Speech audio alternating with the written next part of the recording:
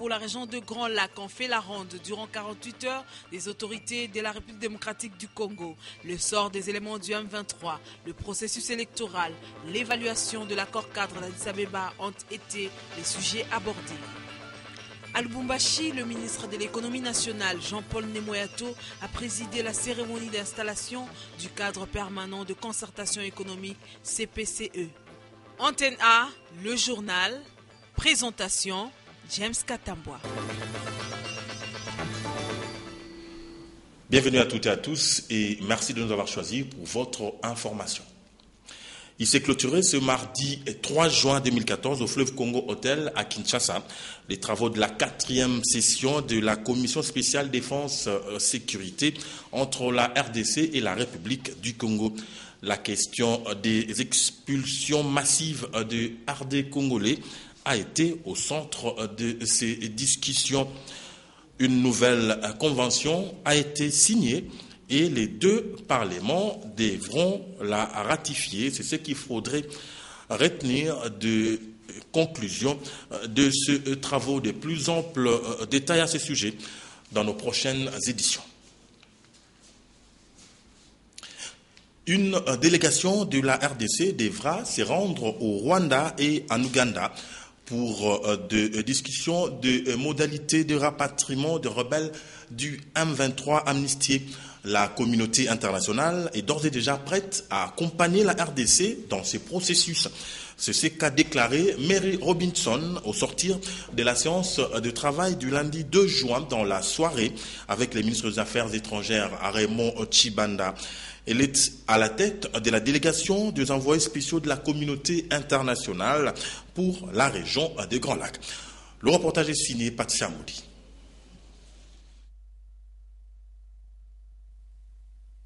S'imprégner de la réalité afin de proposer des solutions concrètes susceptibles de faire avancer la mise en application de l'accord cadre d'Addis Abeba, tel a été l'objet de cette séance de travail entre le ministre congolais des Affaires étrangères, Raymond Tshibanda, et la délégation conjointe ONU, Union européenne, Union africaine et États-Unis d'Amérique. Plusieurs questions ont été passées au peigne fin.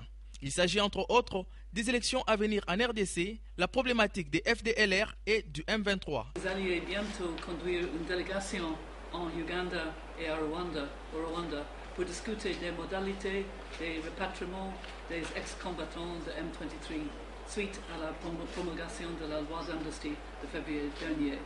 Alors, comme vous savez, la MONUSCO et mon bureau à Nairobi sont évidemment prêts à vous soutenir.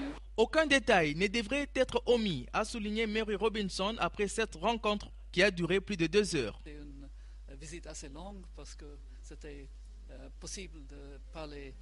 Cette délégation a un séjour très chargé ici à Kinshasa. La preuve, elle a été reçue aujourd'hui par le numéro 1 du mécanisme national des suivis, François Mwamba.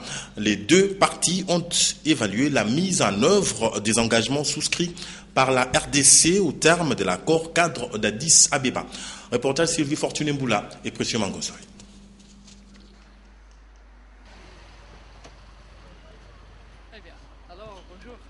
Mary Robinson, Ruiz Fengold, Boubacar Diarra, Koen Vervac et Martin Kobler au mécanisme national de suivi pour évaluer l'accord cadre d'Addis Abeba et déterminer ce qu'ils peuvent faire pour soutenir d'autres progrès. C'est vraiment pour moi l'évidence de progrès concrets et au mois de septembre on aura la prochaine rencontre du comité régional de suivi au niveau des chefs d'État. On aura l'évaluation du plan d'action régional et l'évaluation d'un plan d'action au niveau national qui va être fini dans quelques semaines. Le coordonnateur du mécanisme national de suivi, pour sa part, se félicite de cette opportunité de la communauté internationale pour le retour de la paix et la stabilité en République démocratique du Congo.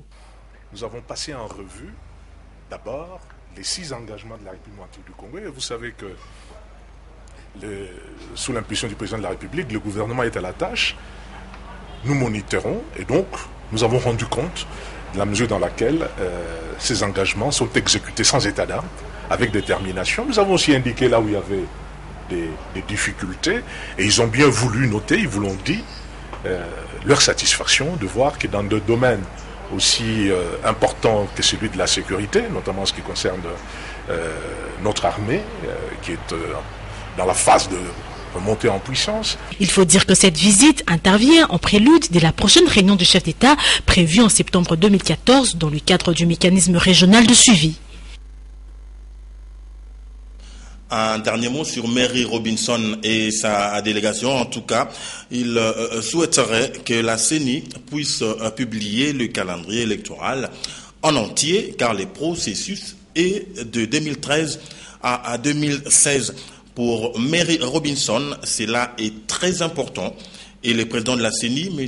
l'abbé Apollinaire Malou, lui a déclaré que la CENI attend que le Parlement se prononce pour les options à lever et que le gouvernement également garantisse les budgets pluriannuels pour publier en entier le calendrier de l'ensemble du cycle électoral en RDC. Les organisations de la société civile persistent et signent et les calendriers électoraux partiels publiés par la CENI n'est qu'un draft et ne peut en aucun cas être validé par elle.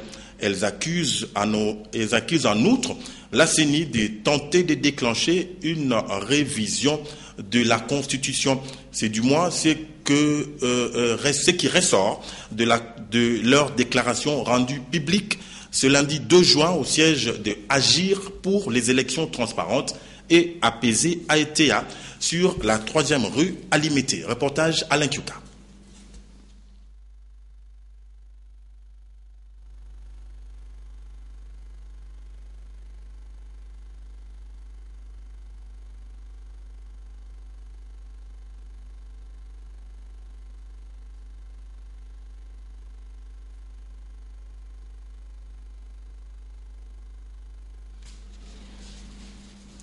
Là, c'est plutôt l'élément sur Mary Robinson et sa délégation qui s'est prononcée sur les processus électoraux. Nous allons revenir à cet élément sur le calendrier électoral justement et les organisations de la société civile qui persistent et signent. Le calendrier électoral partiel publié par la CENI n'est qu'un draft et ne peut en aucun cas être validé par elles. Elles accusent en outre la CENI de tenter de déclencher une révision de la Constitution. C'est du moins ce qui ressort de leur déclaration rendue publique ce lundi 2 juin au siège de Agir pour des élections transparentes et apaisées à ETA sur la 3e rue Alimété. Alain Kiuka. La position des organisations de la société civile de la RDC face au calendrier électoral publié récemment par la CENI est sans embâche et sans appel. Nous contestons et rejetons de manière catégorique le calendrier des élections urbaines, municipales et locales publié par la CENI, car celui-ci aggrave la crise de consensus entre les parties prenantes au processus électoral 2013-2016, a tenu à préciser d'entrée de jeu le secrétaire exécutif de AETA, Jérôme Bonso. L'une des observations formulées est que sur la période de 28 mois restants du processus, le calendrier en question consacre 16 mois pour l'organisation d'une seule échéance électorale au suffrage direct et 2 au suffrage indirect. Aussi, il ne réserve que 12 mois aux 5 opérations d'envergure et de haute sensibilité, à savoir les provinciales, sénatoriales, législatives et présidentielles. Par conséquent, les organisations de la société civile congolaise demandent au président de la République, Joseph Kabila, de s'impliquer résolument en faveur du rétablissement d'un processus électoral crédible, juste et apaisé qui réponde aux aspirations du peuple congolais.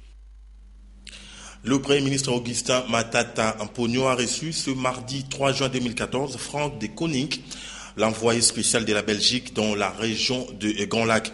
Les deux personnalités ont passé en revue les projets soutenus par la coopération belge à l'est de la République. Jean-Louis Miassuekama pour le reportage. Franck de Koning, envoyé spécial de la Belgique dans la région des Grands Lacs, a rappelé l'implication de son pays. La Belgique est impliquée dans un plan des projets d'aide et de développement aux provinces du Kivu. Et nous sommes très intéressés aussi par la coopération régionale. C'est un des sujets que nous avons abordé. De notre côté, nous avons pu nous entretenir aussi de la question de la sécurité dans l'Est, où le Premier ministre m'a donné un briefing du point de vue congolais, du point de vue de son gouvernement. Il précise l'action de la Belgique. Le ministre de la coopération belge est venu à plusieurs reprises, est venu 2 fois, je pense, cette année, et a annoncé un plan de relance pour les provinces du Kivu qui s'échelonne sur 3 années et qui portera sur des projets en faveur dans le domaine de l'énergie, de l'infrastructure et de l'agriculture dans les 2 provinces du Kivu. Franck de Koenig reviendra d'habitude, c'est-à-dire dans 4 ou 5 mois, en RDC et dans la région des Grands Lacs. Le ministre délégué aux Finances, Patrice Kitebi, a présidé comme tout le mardi la troïka politique pour ce 3 juin 2014 au menu évaluation de la croissance économique et dépenses pour les investissements. Une fois de plus, Jean-Louis Miaswekam.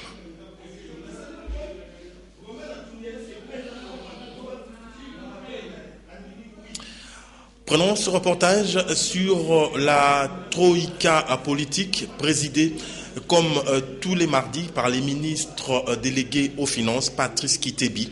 Et pour ce 3 juin 2014 au menu, évaluation de la croissance économique et dépenses pour les investissements.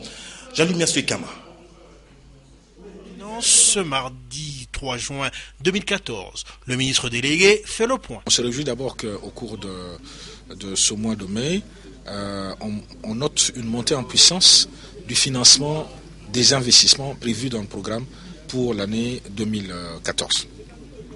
Et donc ceci est une bonne chose, mais nous devons systématiser la gestion de la dépense dans le cadre d'un plan de trésorerie clairement établi et qui, par cascade, définit la zone prioritaire numéro 1 avec les dépenses à caractère contraignant, la zone prioritaire numéro 2 avec les dépenses liées aux investissements et les autres catégories de dépenses.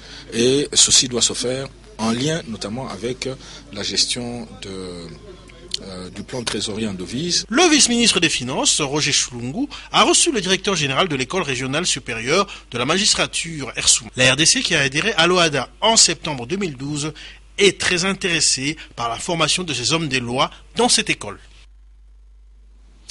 Faire accéder pleinement la RDC au monde de Antique demeure le cheval de bataille du ministre congolais de PT Antique, le professeur Trifon Kinke Mulumba.